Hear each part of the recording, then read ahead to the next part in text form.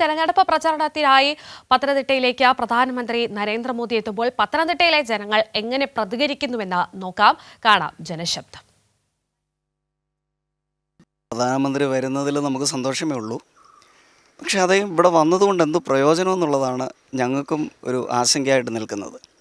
കാരണം അദ്ദേഹം എന്ത് ചെയ്തിട്ടാണ് ഇവിടെ വരുന്നത്?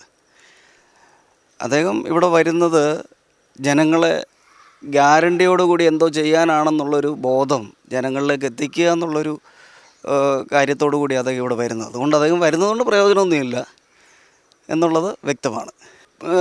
ന്യൂനപക്ഷ സമൂഹങ്ങളെ ഏറ്റവും അധികം ദ്രോഹിച്ച ഒരു പ്രധാനമന്ത്രിയാണ് അദ്ദേഹം. മതന്യൂനപക്ഷങ്ങളെന്ന് പറഞ്ഞാൽ പ്രത്യേകിച്ച് ക്രിസ്ത്യൻ സമൂഹങ്ങളെ നോർത്ത് ഇന്ത്യൻ പ്രദേശങ്ങളിൽ വളരെയധികം ദ്രോഹിച്ച് വളരെയധികം ജനങ്ങളിലേക്ക് ഇറങ്ങാതെ ജനങ്ങളുടെ വേദന കണ്ടറിയാതെ ദ്രോഹിച്ച ഒരു പ്രധാനമന്ത്രിയാണ് നമുക്ക് ഇന്ന് ഇവിടെയുള്ളത്. അതുകൊണ്ട് മണിപ്പൂരിൽ ചെയ്തതായ പ്രവർത്തനത്തെക്കുറിച്ച് നമുക്ക് കൂടുതൽ സന്തോഷമൊന്നുമില്ല. വളരെയധികം ദുഃഖമാണ്. മണിപ്പൂരിലെ ഓരോ ജനങ്ങളും വേദന. കഴിഞ്ഞ ദിവസം തന്നെ പത്രമാധ്യമങ്ങളിലൂടെ കണ്ടു, ഒരു ബോക്സിംഗ് താരം മെഡൽ മേടിച്ചുകൊണ്ട് അദ്ദേഹം പറഞ്ഞു, പ്രധാനമന്ത്രി മണിപ്പൂരിലേക്ക് വരണം, ജനങ്ങളുടെ വേദന കണ്ടറിയണം, ജനങ്ങളിലേക്ക് ഇറങ്ങണം. എന്തുകൊണ്ട് അദ്ദേഹം വരുന്നില്ല എന്നുള്ളൊരു ചോദ്യം അവിടെ അദ്ദേഹം ചോദിച്ചിട്ടുണ്ട്. അത് കറക്റ്റാണ്. ഒന്നും പറയാനില്ല. അദ്ദേഹം വന്നിട്ട് അദ്ദേഹത്തിന്റെ ഗ്യാരണ്ടി മാത്രമല്ലേ ഉള്ളൂ, അല്ല വേറെ ഒന്നുമില്ലല്ലോ. അതുകൊണ്ട് ഒന്നും പറയാനില്ല.